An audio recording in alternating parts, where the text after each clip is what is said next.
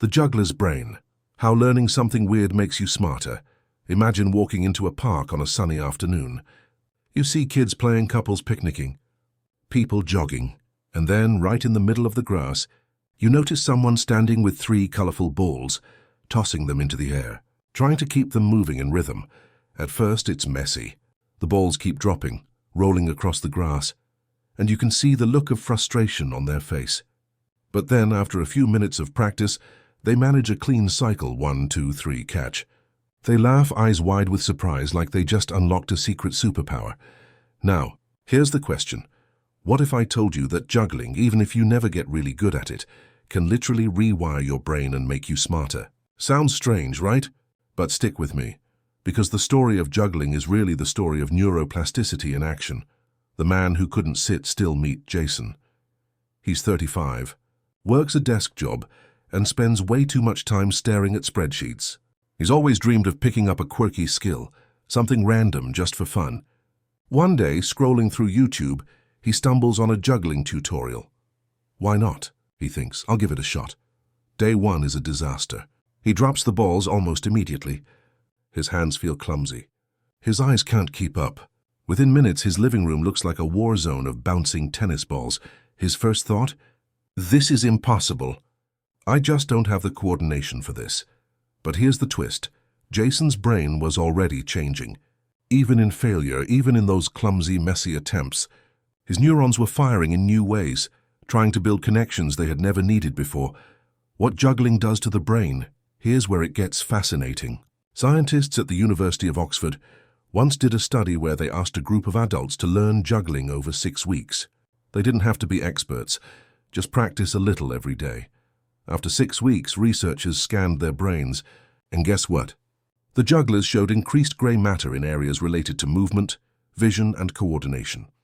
In other words, their brains physically changed, just from learning a weird skill like juggling. Even more interesting? When they stopped practicing, some of those changes faded.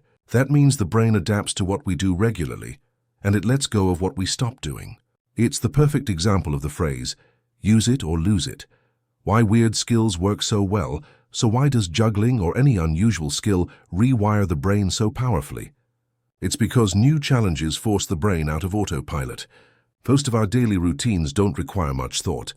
Driving the same route to work, cooking the same meals, checking the same emails. Your brain can do these on cruise control, but when you try something unusual, like juggling, it's suddenly overwhelmed with novelty. Your eyes track moving objects. Your hands coordinate in new ways. Your brain is forced to adapt, to carve out fresh neural pathways. And here's the cool part. Those changes don't just help you juggle. They spill over into other areas of your life, improving focus, reaction time, and even problem solving. Jason's turning point, back to Jason. The first week was brutal. He couldn't keep 3 balls in the air for more than 2 seconds. His living room floor became his practice partner. But instead of giving up, he shifted his mindset. He told himself, this isn't about being good at juggling. This is about teaching my brain to learn. So he kept going. 5 minutes in the morning, 5 minutes at night. Slowly, he noticed changes. His eyes got better at tracking movement. His hands stopped panicking. After 2 weeks, he could do 5 or 6 throws before dropping a ball. By week 4, something magical happened. He entered the zone. The balls moved almost effortlessly, his brain and body syncing in a rhythm he never thought possible. And outside of juggling, he noticed something else. He felt sharper at work. His focus on spreadsheets improved. Even his memory for names and small details got better. Jason hadn't just learned to juggle. He had taught his brain to become more adaptable. The bigger lesson, juggling, might sound like a silly example, but it carries a huge lesson. Neuroplasticity thrives on challenge. Every time you push your brain into new territory, you're carving out pathways that make it more flexible, more resilient, and more capable of learning other skills.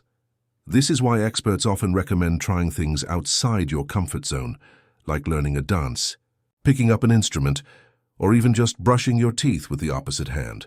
These small, unusual habits force your brain to work differently, sparking new growth. And the beauty is, it doesn't matter how old you are.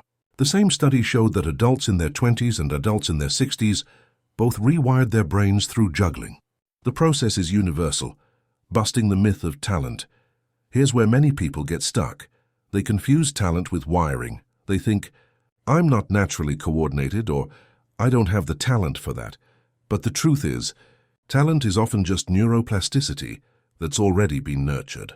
A kid who grew up playing catch or video games might juggle faster, not because they're gifted, but because their brain already built some of those pathways. That doesn't mean you can't catch up. It just means your brain needs time to carve out its own trail. Jason proved that.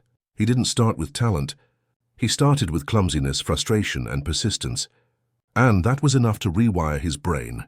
Your brain is waiting. So let's bring this back to you. What's your version of juggling? What's the quirky, unusual, or even impossible skill you've been curious about, but never tried because you assumed you couldn't? Maybe it's drawing. Maybe it's learning a dance. Maybe it's playing an instrument or even coding an app. Whatever it is, remember this. Your brain is not fixed. It's waiting for you to give it new input, to push it into new territory, to challenge it with something that feels clumsy at first. Because that clumsiness, that's not failure. That's the sound of new pathways forming.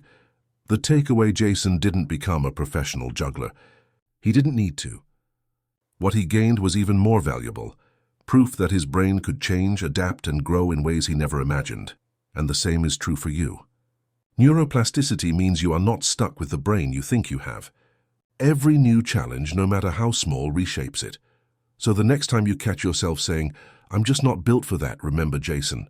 And remember the science. You can rewire your brain, one ball, one step, one attempt at a time.